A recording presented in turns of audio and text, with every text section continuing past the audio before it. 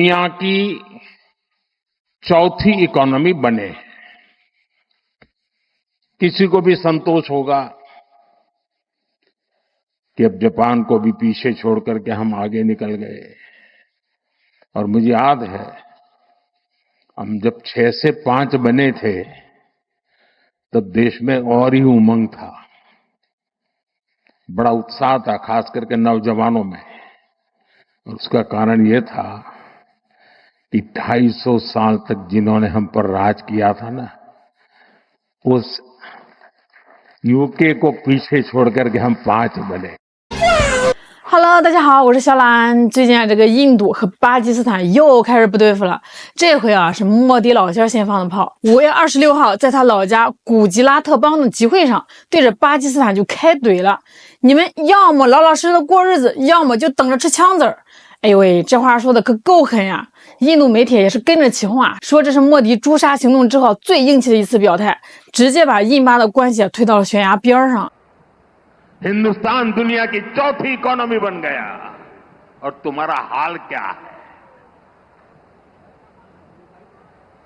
वहां की सेना का अपना एजेंडा,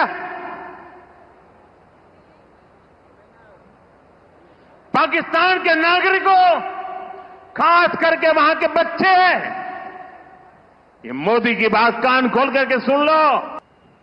पाकिस्तान के युवकों को तय करना होगा, पाकिस्तान के बच्चों को तय करना होगा,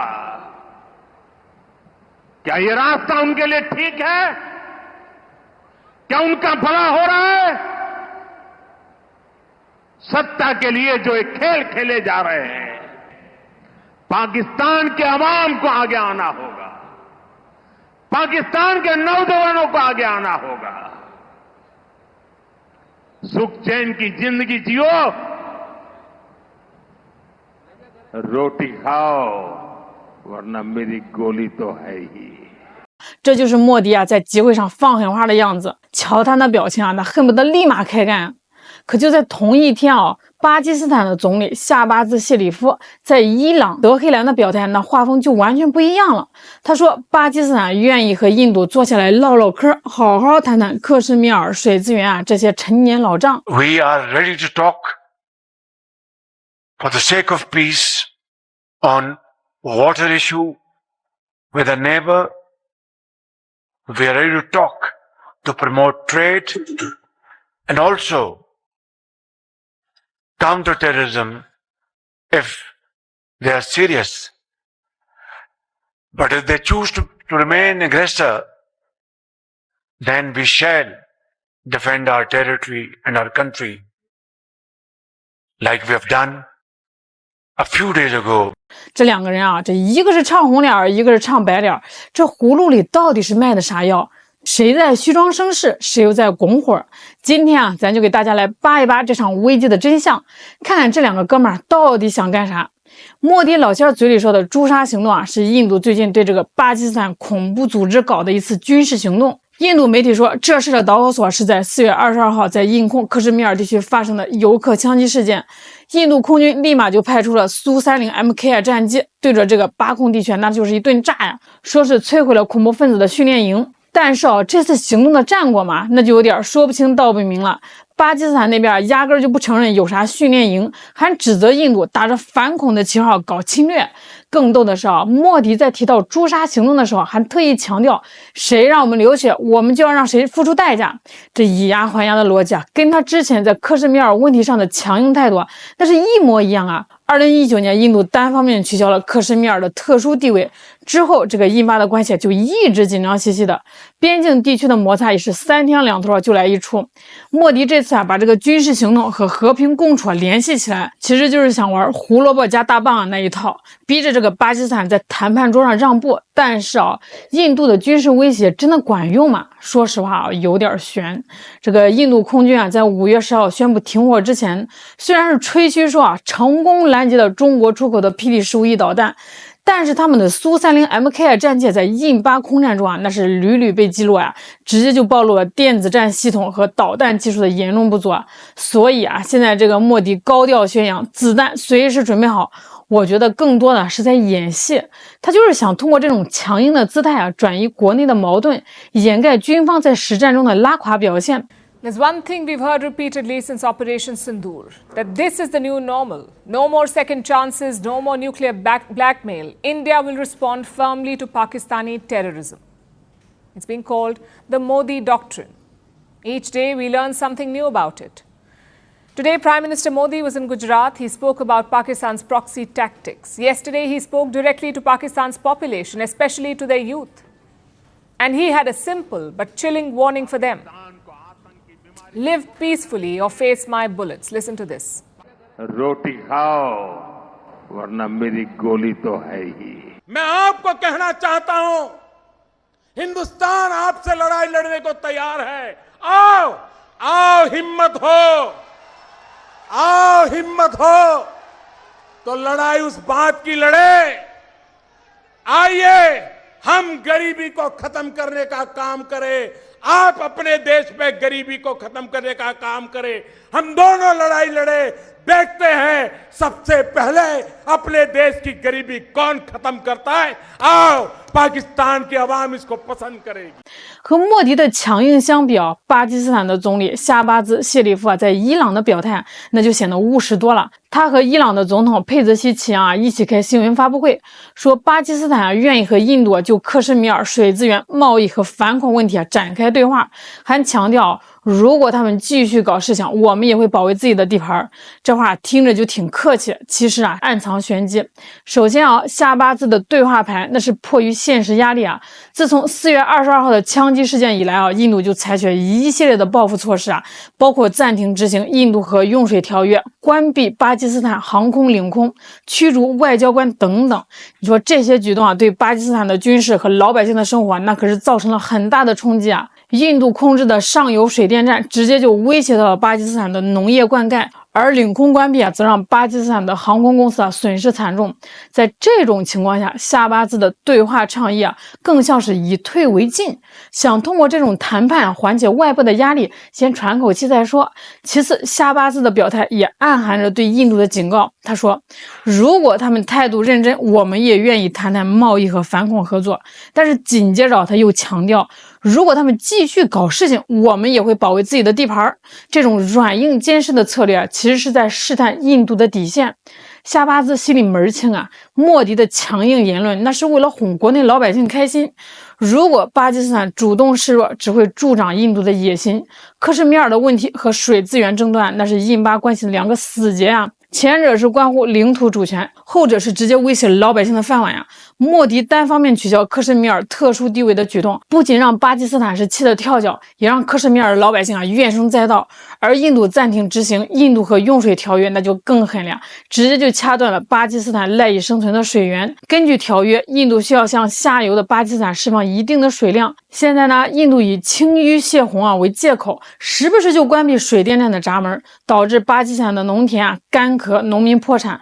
不过，印度的水资源政策也不是说没有漏洞。虽然莫迪叫嚣着巴基斯坦一滴水也不想从我这儿过，但是啊，这个印度的水资源实际上也是高度依赖上游的地区。印度河的源头啊是在中国的西藏，而克什米尔地区本身啊也是印度河流域的重要节点。一旦这个印度对巴基斯坦采取极端措施，中国可能会被迫介入，甚至限制印度在西藏地区的用水。这种损人不利己的做法，最终可能会搬起石头砸自己的脚。印巴冲突的升级啊，不仅是牵动着南亚局势，也让这个西方国家坐不住了。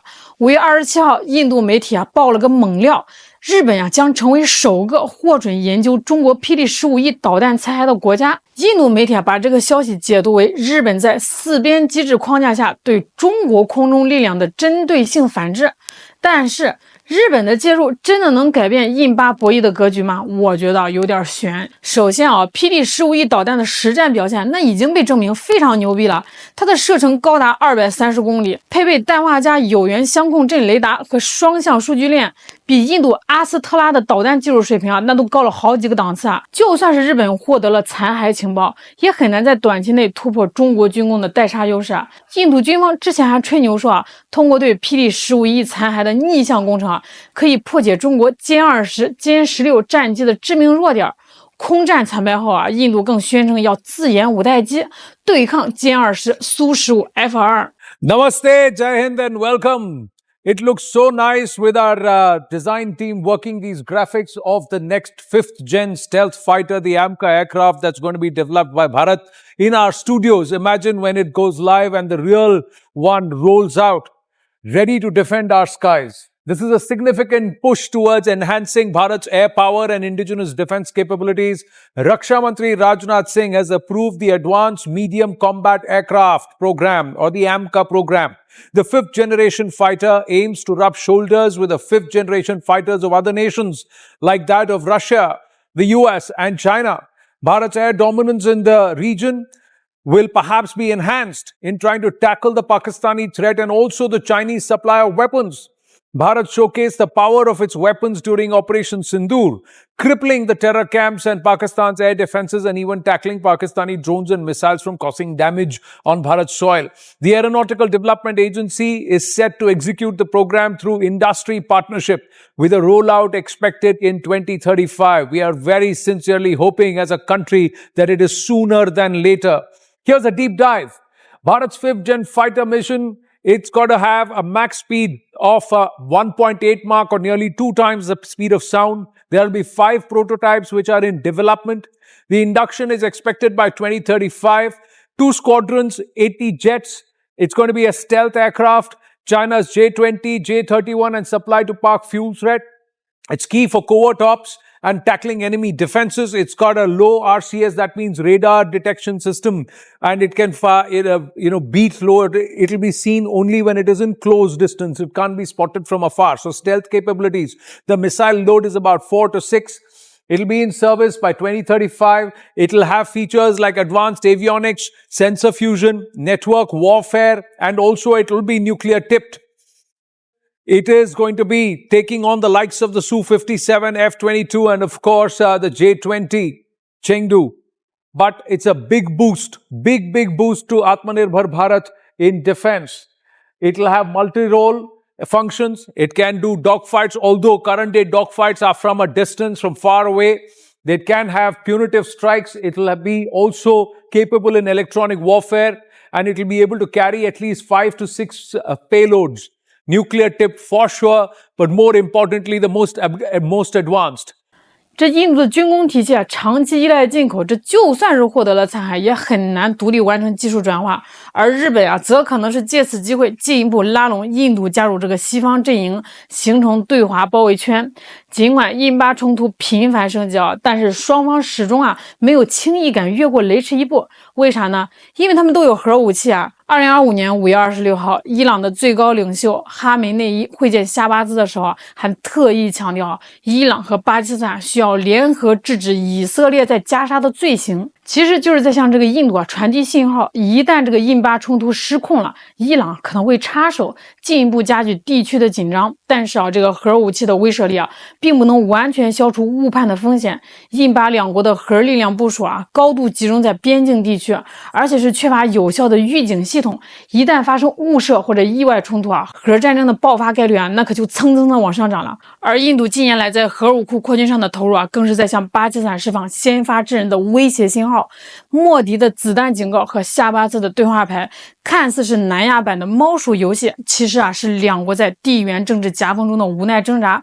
这印度啊想通过这个军事威胁和这个资源封锁啊压制巴基斯坦，但是他们的军工短板和这个国际孤立啊让他们难以持久。而这个巴基斯坦啊则想通过谈判和外交手段缓解压力。但是他们的经济困境和国内动荡也是同样制约着他们的战略选择。这场危机的背后啊，更有一只看不见的手在推动。四边机制的中国威胁论正在把印巴冲突国际化，而日本的技术交易啊，则可能让南亚成为西方遏制中国的前沿阵地。当莫迪高喊子弹随时准备好的时候，也许他没有真正意识到，真正威胁印度的不仅是巴基斯坦的导弹啊，更是自己陷入西方阵营的战略陷阱。你对莫迪老千的挑衅又是怎么看的呢？欢迎在评论区留言哦。我是小懒，我们下期再见。